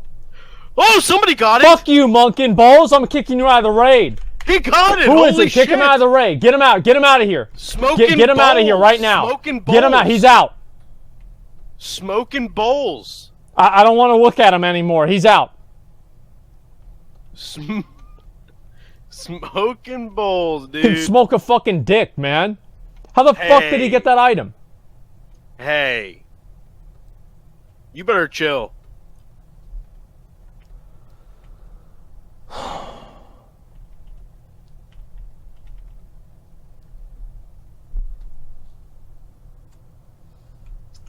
This is bullshit, man. I was gonna give it. You can't trade it, man. You can't trade the mount. Trust me, if you could, I would. Like, that's not fair, man, that I didn't get that mount. Like, that's bullshit that I didn't get that mount. Not fair? What do you mean, not fair? Well, I should have got the mount, man. Why should you get it over somebody else? Because I made the raid? Because you're a streamer and you feel entitled to everything? Well, not everything. I just want the mount. They can have all the other loot. They can have all the LFR loot they want. I just want the mount. That's it. You sound pathetic, dude. I'm so mad about this fucking game, dude. I do these. I'm the streamer. I'm the streamer. Give me the mount. Well, all right. How about the raid leader? Like, if this would never happen if Master Loot was in the game. This would never happen because I would Master Loot the item to myself. Yeah, that's true. That was dumb. Yeah, that was so dumb. Like, because this would never happen. I would be able to Master Loot it to myself, and it doesn't make a difference. And now I can't do that. That's why Master Loot sucks ass. No, it doesn't. It's great. I used to love that. Why would someone come with you then? Because they're fucking bored. There's nothing else to do. That's why. I rely on people being bored of the game in order to do these raids, dude. That's my main my main draw. But I feel like the Queen's Court boss is a fucking joke. People are saying the last two bosses are going to be really really difficult. I'm sure that they will be for the casual players, but for more experienced players like ourselves, I think it's going to be pretty simple and easy for us to handle, just like pretty much all of the other ones. I'm not too stressed out about it either. No, I'm just fucking pissed, man. Like, I should have got the mount 100%. Like, the fact that I can do this raid and not get the mount. I mean, can you believe that? Like, you want to level new characters? I want to level a mount. Like, I'm trying to level a mount, man. You already got plenty of mounts, dude. That's why I need another one. What? Because if I have that many, I need to get more. You see what I'm saying? No. Okay, think about it like this. If I have a lot of mounts, have you ever heard the term the more the merrier? Is that how you feel about money too? Yeah. It's how everybody feels about money. Is that how you feel about food? Fuck you! Let's go to the next one. Let me see. Maybe you should feel that way about teeth. I do. Trust me, it fucking sucks. Like, I'm too trying late for that. Yeah, I know. I'm trying to fucking find some goddamn beef jerky. I can't eat any goddamn beef jerky or hair. Yeah, no, trust me. Okay, no, it sucks. and hair. Maybe you want more hair instead of some mounts. Okay. Huh? Okay. You little bitch. Shut up. Okay. Okay, I've got one more character. Asmongold, mount, run. Okay, just a second. Minimum item level 350. Okay, let's get this run done, and then we're gonna watch the final two bosses. This is what it's all come down to, guys. These are the final two most difficult bosses in the raid, I am assuming. I don't really know. I mean, they will be difficult for average groups. For our group, obviously, we will, probably won't even notice that we're at that boss by then. But for casual players, this will be much more difficult and challenging. And so we're gonna see what they have to offer. Okay, let's see if we have enough people here. Joined. Okay, 23 people, 24 and 25. Okay, this should be good. Let me assign people to heals and we'll start this up. Okay, let's see. Okay, one tank. Who's our tank here? Wookie. Wookie, you're gonna go heals. Just Q as heals. I don't actually even care what you do. Just Q as heals, Wookie. And then we'll have Large Chungus. Yeah, Large Chungus. I want you to Q as a healer, okay? You don't actually need to heal. You just need to Q as a healer. Okay, let's get this done. All right, the roll check is happening. As soon as we get into the group, we'll go ahead and we'll start the next video. You have more mounts and... no, I don't know if I have more mounts than hair. I mean, that's pretty hard to say. At least not yet. Okay, here we go. Hello guys and welcome back to Fat Boss TV. Today we're looking at the penultimate encounter in the Eternal Palace with Zakul, Harbinger of Ny'alotha. Okay. Yes, this full-phase encounter is absolutely awesome, with a theme of using different realms in order to counter certain boss mechanics. Okay. The first 3 phases are pretty short, but gives you experience of all of the realms before needing to use all of them in the long last phase, where everything comes to a chaotic mess. Anyway, let's jump straight into it with the start of the fight. So when you first pull the boss, he'll cover the entire outsides of the room in darkness. If you stand within this area, you take massive ticking damage, so you've got to avoid it. Easy. This is really easy to deal with, aside from when he casts Dread. This debuffs random players in your raid, fearing them until the debuff is dispelled or it expires. Well, that's easy. However, it'll also explode, dealing massive raid-wide damage.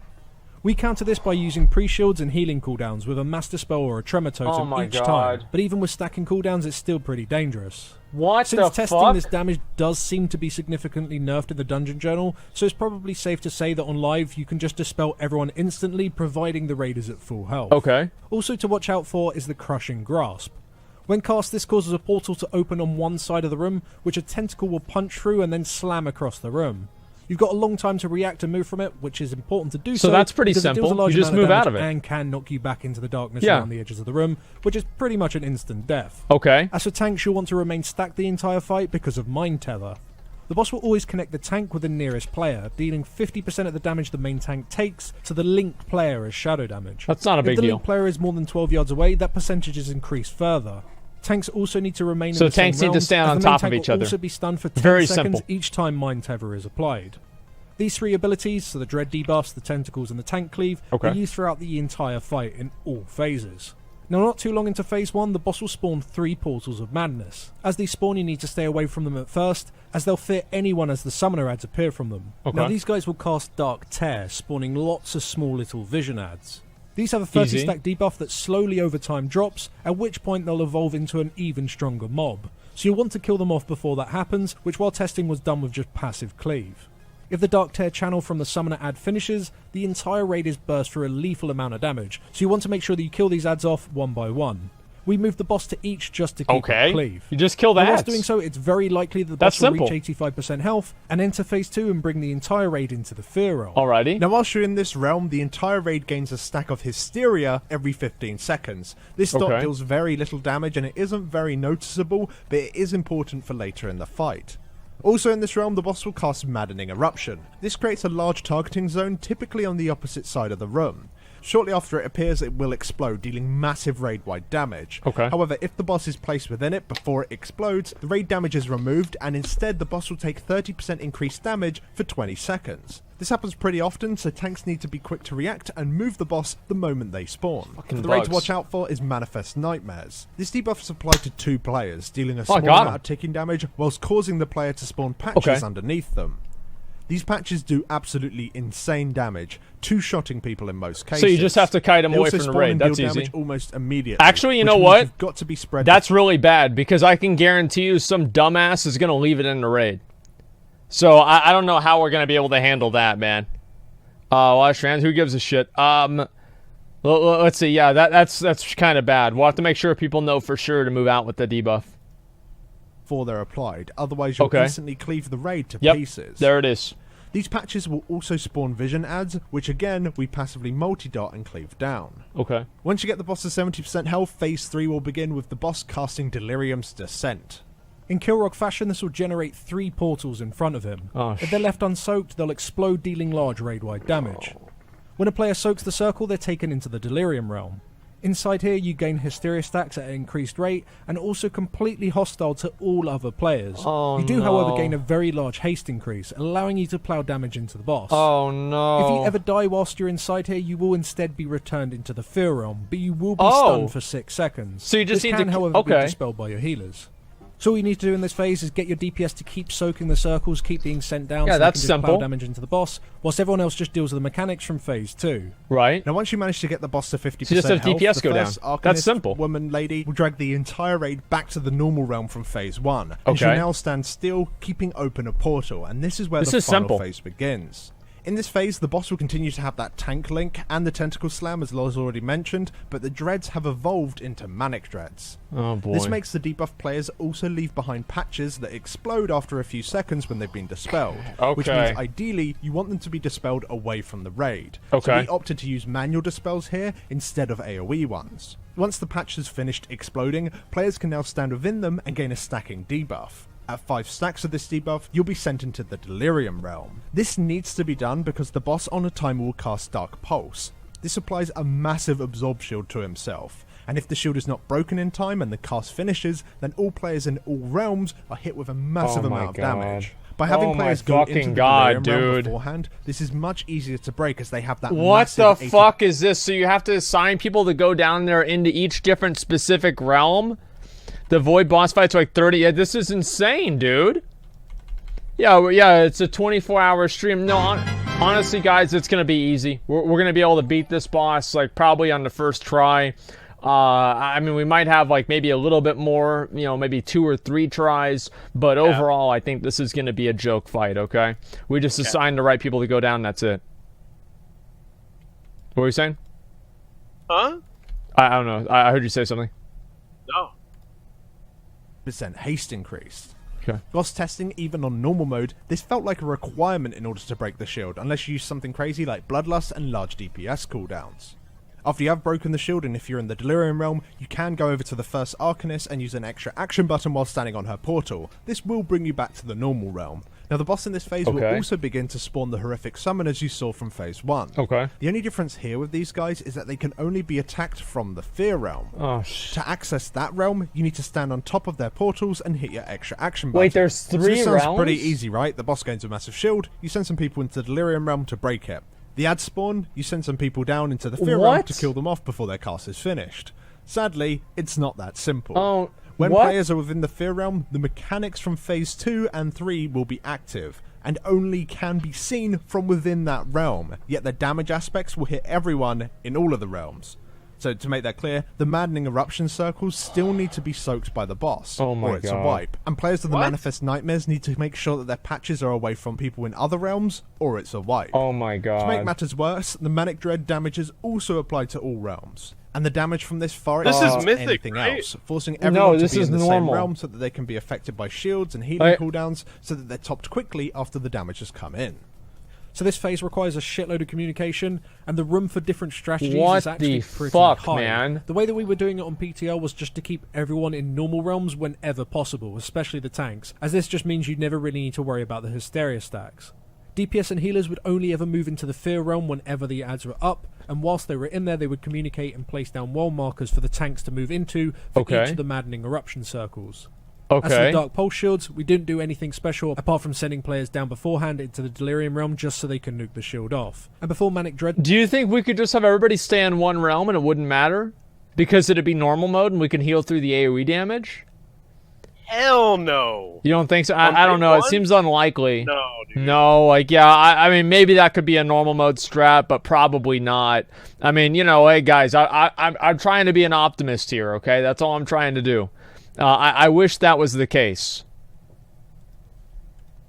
Were applied, everyone would return back to the normal realm by speaking to the Arcanist or using the ad portals to be topped back up, but also to let the Hysteria stacks reset. And after all that's done, the fight just repeats from there until you finally kill him off. We think that this is very likely to be the way that you'll want to do it on live, but potentially, as we already said, there are lots of different ways we can do it. One other way that we didn't ever try but we were considering was just keeping everyone in the Fear realm at all times and only going into the normal realm just to reset your Hysteria stacks at some point. There it is. The issue with the strategy is that if the debuff has just been reapplied, it does take 25 seconds for it to drop off. We have to think of the dumbest strat possible to kill this boss. Raid, which means healers are going to have to go back to the normal realm with you. However, if you time it before a Dark Pulse, when no other mechanics are happening whatsoever, then it would probably be safe to do so.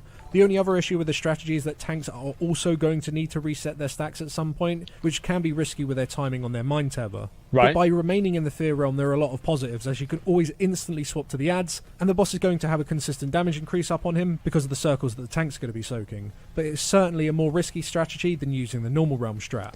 But anyway, that's the fight. What do we think? Yeah, it's hard. That's what I think is hard. That's too hard. This is crazy. Like, this is like a normal mode boss. Like, I mean, I've got to... Like, you gotta have a PhD to understand this boss. That's too many degrees. It's insane, man.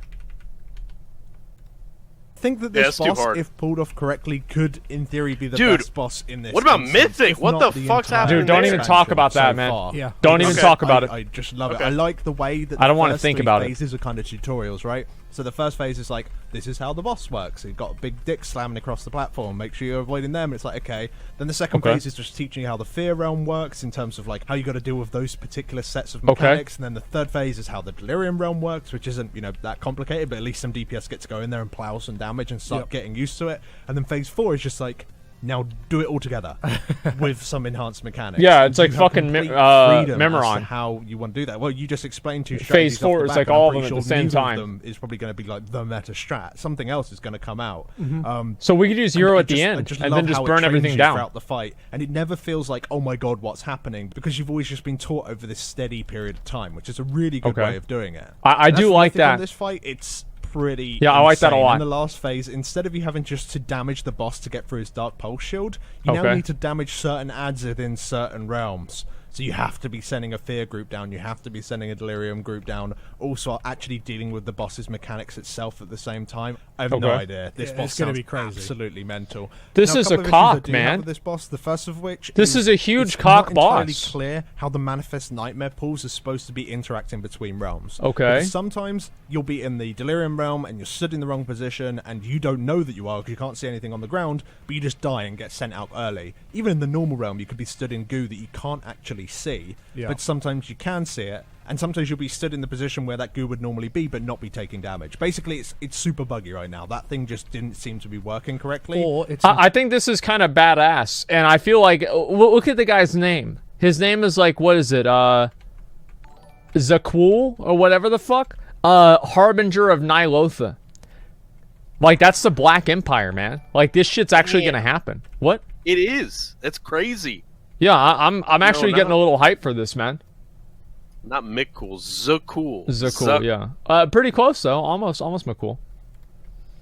Okay, let me go and we'll see what the rest of their thoughts are. And they're just bastards. They could be. And if that is the case, then that really should only be in a Mythic. Yeah, I think the fact that that would be in normal mode, as an example, is brutal as hell. Yeah, I think that if it is going to interact between realms, make it so it can be seen in all realms. And yeah, that's insane. That difficult thing where you don't so you have to coordinate it in voice chat? Mechanic, yeah, as you said. I think that's fair. Because the thing that we ended up doing is just holy leaving all the pools fuck, generally man. around the middle of the room. So if you ever wanted to be safe in a realm, you could stand towards the edges, which also made it easier to avoid the tentacles slamming across the room. Also, the dread damage that we did encounter was very, very high, like kind of unfairly high. So it does look like, at least from the dungeon journal, which isn't always very accurate, that has been reduced somewhat. So let's just hope that they have put that into effect, because although it is the main source of incoming damage and the other sources of damage in the fight don't that's really one key thing. Thank you for community subs, man. Thank you, thank you. Maybe make it so the Hysteria stacks do more damage, but the dread damage has been reduced. I agree with that completely, because the dread damage was ridiculous. As an example, on Mythic, if you was to dispel all of them at the same time, it just flat out one-shot the raid, unless you used like multiple damage reduction. It's not really supposed to all be dispelled at the same time, though, is it? You're supposed to stagger it. Yeah. Can we talk about the fact that people are doing 40 and 38,000 DPS now? And we're not even at the last tier? Like, by the time that we get to the last tier, people are going to probably be doing 100,000 DPS. Like, we're gonna be all the way back to 100k Andes again in one fucking expansion. What? It's just indicative of how fast the power creep is happening. That's the point that I'm trying to make. It's insane. There's like, 3 tiers of gear each raid. It's fucking ridiculous, man. Level squish, we'll see what happens. Maybe so, but... Okay, we'll go to the last boss. Alright. Queen Azshara. Oh, man. Okay. Alright. Oh, God. Okay. Oh, man. Hopefully, this is a 15-minute video, so, already not looking good. Hey there guys, welcome back to Fat Boss TV. Today we're looking at the final boss in the Eternal Palace, Queen Azshara. So to start off, we didn't get to test this encounter as much as the others in the instance, and the fight was different each time we did test it, so our footage is pretty limited. But regardless of that little disclaimer, we have a relatively good idea of how this encounter works, and this video should give you some useful information for when you actually see this boss in the upcoming weeks. So the boss has 4 phases and 2 intermissions, and from what we saw, most of them are pretty difficult. The fight mainly revolves around ancient wards. There are 3 of these active at the start of the fight, and their stored power is shown in a new UI element. Throughout the fight... Wait, is the ancient ward the thing that's holding N'Zoth in place? Look at where they're at. Look at where they're at on the minimap. It's called the Last Prison. Yeah, and one of the phases is called, like, this palace is a prison or some shit like that. If you look in the fucking book... What the fuck? I'm looking right now. Okay, I'm gonna scroll all the way down. Azshara. My palace is a prison. Yeah. Azshara turns her full force upon the raid. Players must contend with Azshara while attempting to keep the Titan console under control. Dude, this is it. We're going to free N'Zoth. This is a mistake going here. Yeah, this was the biggest mistake we as players have ever made. Yeah, this is bad. Okay, alright, we'll keep going. Various mechanics will cause these wards to lose power. Now, if a single ward is powered down, the raid will start taking pretty heavy ticking damage. Okay. And if all wards are powered down, then you'll get a catastrophic failure, completely wiping the raid. Now, the wards can be recharged by having players stand in the middle of them. This does, however, apply a stacking debuff. That's actually to the pretty player, fucking cool. reducing their maximum health by 10% per I mean, the boss fight area is awesome. The amount of players you need per phase to soak changes as the fight progresses, okay, eventually requiring pretty much everyone to stand within them to keep their charge. Anyway, with that in mind, let's jump in and start with phase 1. Oh my god. In this phase, you'll have to deal with Athenel and Cyranus, rather than Azshara herself. Okay. When both of these mini-bosses die, the first intermission will begin. You'll want one tank to pick up each of them.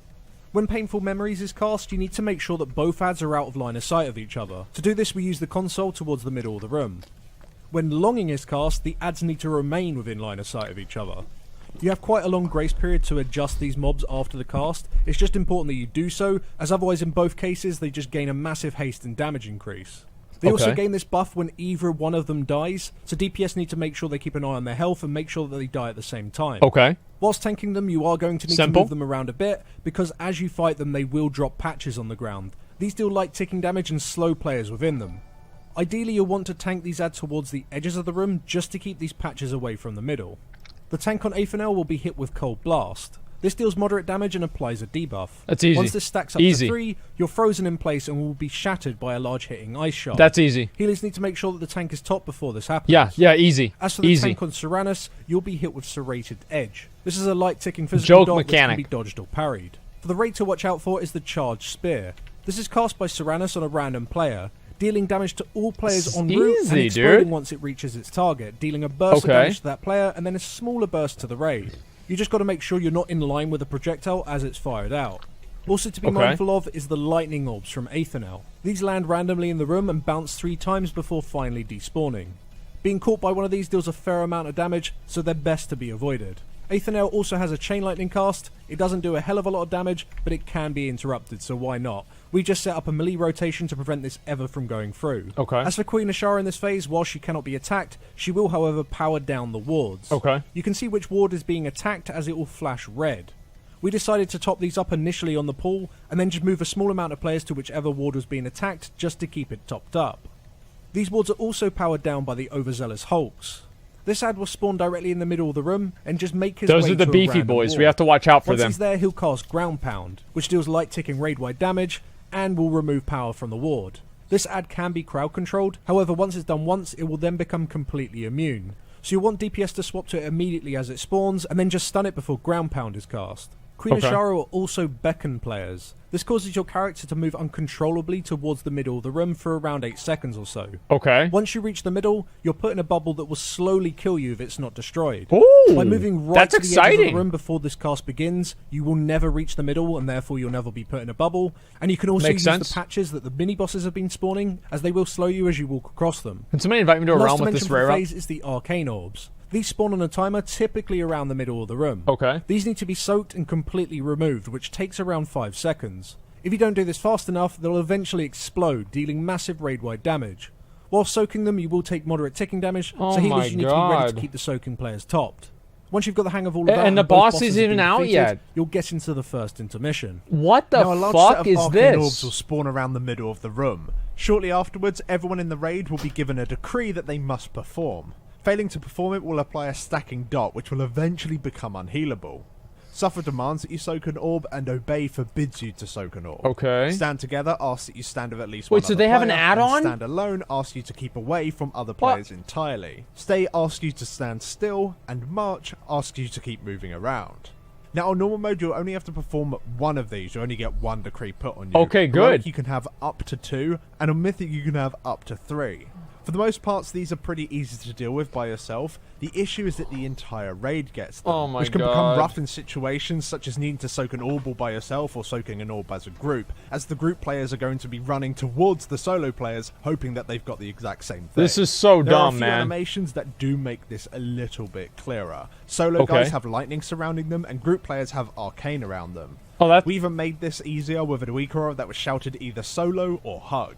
That's easy, then. The orbs have been soaked, phase 2 will begin. Wait, that's easy. As the phase starts, the middle ward, which has been inactive up to this point, will become empowered by the boss. Oh, there's Azshara. The higher energy this has, the more damage the boss will deal. Which is bad since the boss is dealing damage randomly to players throughout the phase. Okay. So you've got to keep the power of the ward to a minimum. It's 150 million health. Soaking it up. And on top of this, the location of this empowered ward will swap with others. Jesus Christ, man.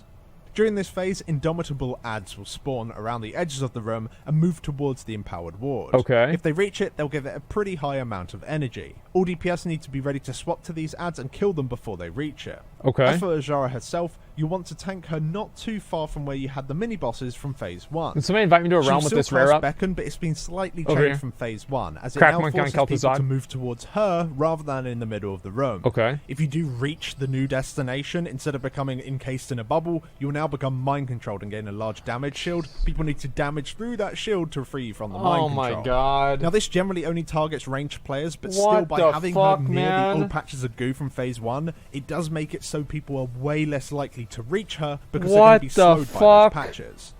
Now whatever ward the boss is closest to in this phase, she will slowly drain energy from it, and if she's closest to her empowered ward, she will slowly give that one energy. We opted to keep her near one most of the time, and we just rotated the raid to stand within it and keep it topped up, never going above 5 stacks or so. Of course. Now whilst tanking her, you will be hit by Arcane Jolt, which deals a small amount of arcane damage, but applies a debuff that increases the damage you take from all arcane sources by 5%. This is insane. Seconds. Now this stacks up pretty fast, so you'll want tanks to swap as frequently as they can to keep these stacks to a minimum. As for the raid, she'll debuff random players with Arcane Burst. This debuff just explodes at the end of its duration, dealing massive damage to all players within line of sight of that player. Oh, that's easy. You just walk away. Hit by the explosion, yeah, that was like in Mechatork. Arcane Burst, she'll apply even more. Yeah, it's the exact same mechanic. So that's a joke. Joke mechanic, guys. Will need to run behind the pillars or use the console to create a line of sight and let their debuff expire.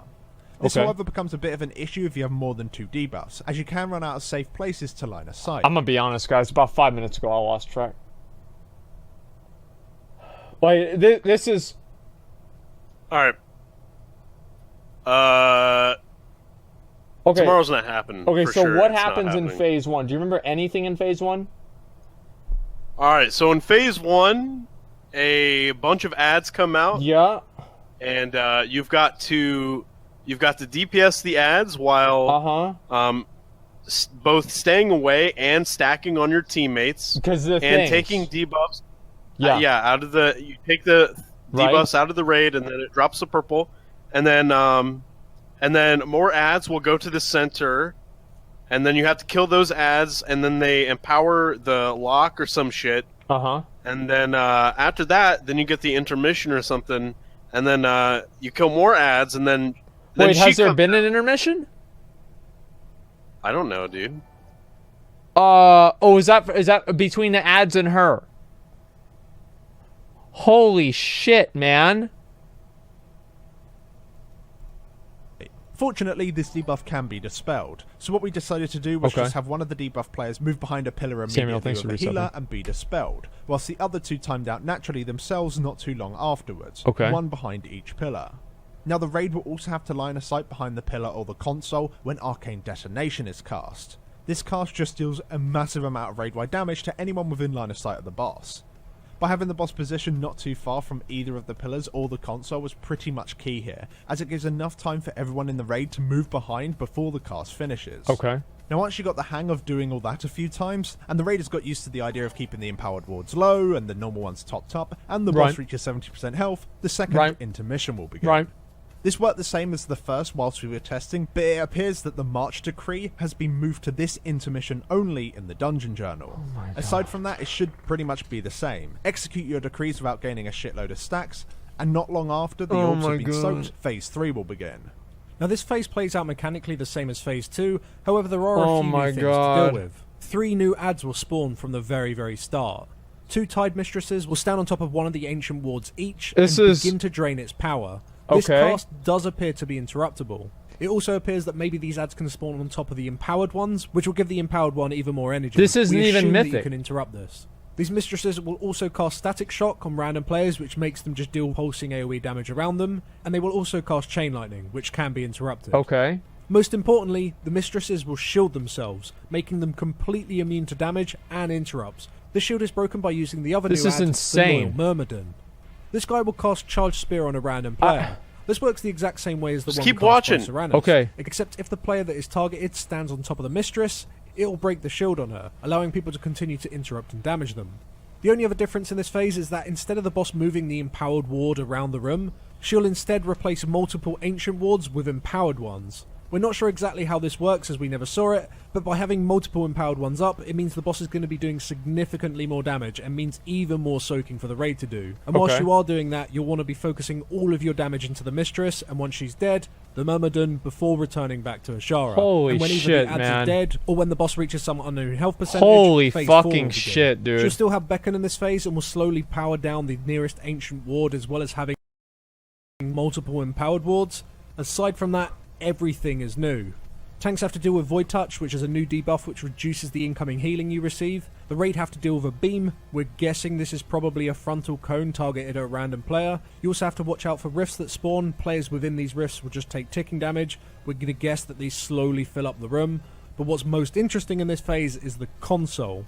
At certain points you'll overload it, applying so many stacks of a debuff to the console that when expire, deal a burst of damage to the raid and also a random effect. What is this, man? If they all expire at the exact same time, then you're probably just going to wipe. So you need one player to interact with the console and release the energy over time.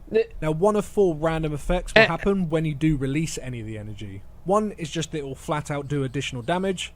Secondly, a random DPS is given a 40-second debuff which increases their damage but instantly kills them when it expires. 3 is a really nasty dot that is probably only applied to a single player but potentially this is gonna be is that one of the ancient Eternal wards in the room Power is more like Eternal Mechanics. And that's it's going to be an eternal so it sounds stream. Like it's just going to be entirely about space. This is ridiculous. And just min-maxing the console charges, trying to get rid of them all before they all just go off simultaneously. But what do we think? It was a shame it was as hard as it was while we were testing. We really didn't get to see everything, and things were pretty broken, like the arcane orbs just instantly one-shotting people, and the game crashing if any of the Phase 2 ads reached the middle of the room and all that kind of stuff. So it was a little bit buggy. But some of the Phase 4 mechanics do sound very interesting, mainly the Titan console. What is this, man? Like, how do you... And just dealing with the random things that happen each time you use it. It's going to be, you might be able to burst through 3 of them, and then you need to stop for a long time whilst healers catch back up. This boss has more mechanics than, like, every boss in ICC combined. So insane. It makes your spell cast instant. Gives you extra resource generation. It gives you melee and ranged attack speed haste as well. Whoever gets that is just going to be insane. Like, imagine a Boomkin with Incarn up. 40 seconds. You're just going to do so much damage. It's going to be crazy. Yeah, it's interesting because at the same time as well, is it possible that every single time that happens? Somebody says this is what happens whenever enough players complain about easy raid fights. Yeah, you've got these people that have never done the raids that are saying they're easy. They're like, wow, Mythic's easy. Method did it in 2 weeks. How could it be hard? Method did it in 2 weeks. What do you mean? It's a joke. And like, they never done the boss fights. They think the bosses are really, really easy. And then there are actually people at the top end that have relationships with people at Blizzard that are like, oh yeah, this is great. This is what we need. Because you need a book. You need a fucking book. I don't have a book around here. You need a book in order to learn one boss. It's like the Dungeon Journal. It's not even a lie. This is crazy. What class are you playing? Classic? I don't know. If you have the God Pull, because it is completely random effects, right? Yeah. Could you just get that every single time, so the entire raid gets a fucking buff, and you just plow the boss, and that's it, it's over? Is that what World First is going to be?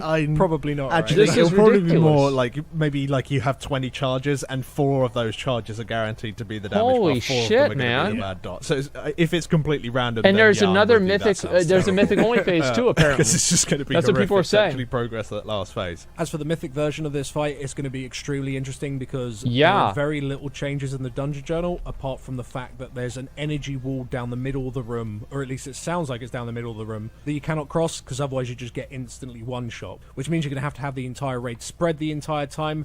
There's so many questions on like which wards are going to be empowered and which ones aren't, because potentially you could just get RNG fucked. Potentially, yeah, because half the raid might be cut off from a certain area of the room, and then you need to go and charge it up. Or all the people on that one side I have don't already even previously been soaking, but then they have to do it again, but they already have loads of stacks, so they can't. What do you even say, dude? Really weird. Maybe it slowly moves. And yeah, this isn't even the last raid of the expansion. The wall is a Hellion beam. Is that what you're going to do? Well, because they did no mythic testing, we have no idea how it's going to be. But that has suddenly made me way more enthusiastic about the fight. Because fuck, man! Speaking, the whole idea of micromanaging throughout the fight, the whole energy thing, although it's like somewhat interesting, it doesn't really speak to me personally. I don't really enjoy that side of things. At least not it's that hard testing. because of DBM. Yeah, the thing is, like the weak auras and DBM and everything, they make it to where players can ignore so many mechanics by not having to think about them because the game because the add-on plays the game for the player, that Blizzard just bloats the bosses with mechanics in order to offset that, so players still have to deal with things and consciously make decisions.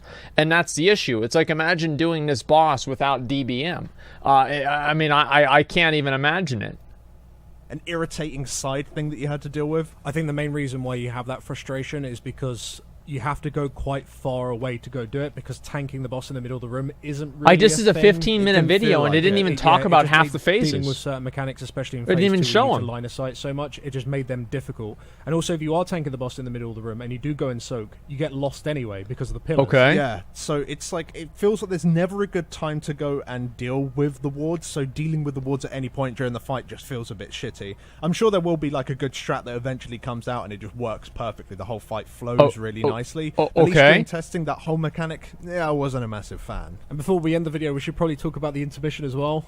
Yeah, it's such a clusterfuck. It's insane how much stuff's going on there. It's pretty fun, though. It's a nice little callback to Queen's Court, you know, throwing decrees at you again. Obviously, these ones are a little bit more difficult than the ones from Queen's Court. Yeah. This is, okay, alright, you know what? This is insane, man. Like, I can just imagine where you have to stack up, march, and soak at the same time. One thing's for sure, man. If you see someone in full, some of them you just can't do. Eternal Palace gear, they've got to be a good player, right? Or they have a lot of add-ons. That's going to sound pretty terrible, but I mean, I guess. Oh, the rare's up. The rare's up. Okay, let me kill the rare. And then we're going to move into the lore. Okay, and let's talk about these bosses first.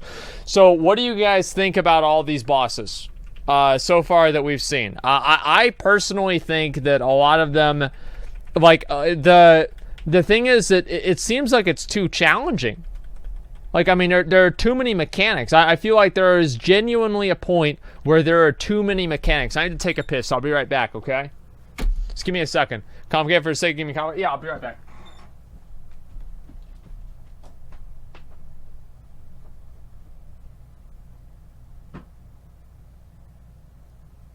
Hey. What's up?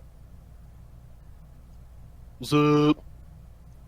What up?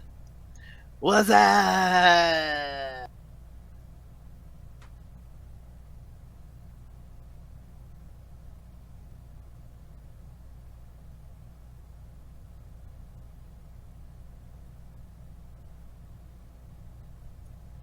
Hey, chat.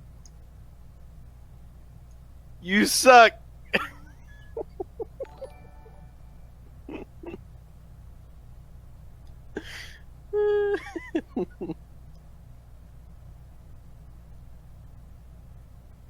No, come on. I'm just joking. Come on. I was a joke, man. The fuck? Come on, I love you guys sometimes. Now, right now. All right, so getting back to the raid. What do I think about the raid overall? I like it. I feel, yeah, I do. I mean, just looking at it, it seems like the boss fights are pretty fucking simple.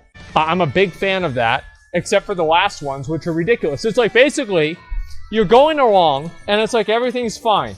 Everything's good. It's like taking math class.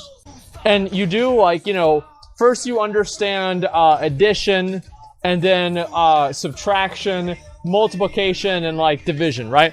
And those are, like, the real simple ones. And you just basically do that for a while, and everything's going fine, and there's no problems. And then suddenly, in, like, 9th grade, now you've got letters. And it's just like, it's this level that, like, you're walking around thinking that you're good at math, and then suddenly algebra happens, and you've got letters, you've got dividing fractions, you've got all kinds of bullshit like that, right?